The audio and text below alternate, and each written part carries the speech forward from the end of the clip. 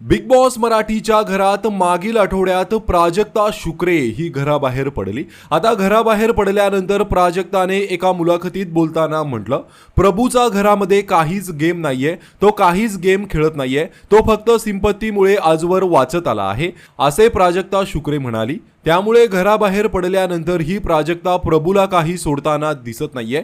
घरामध्ये प्राजक्ताने दर आठवड्याला प्रभूला नॉमिनेट केलं, तर बाहेर आल्यावरही ती त्याला टार्गेट करताना दिसत आहे आणि हेच पाहून आता प्रेक्षक प्राजक्ताला ट्रोल करत आहेत।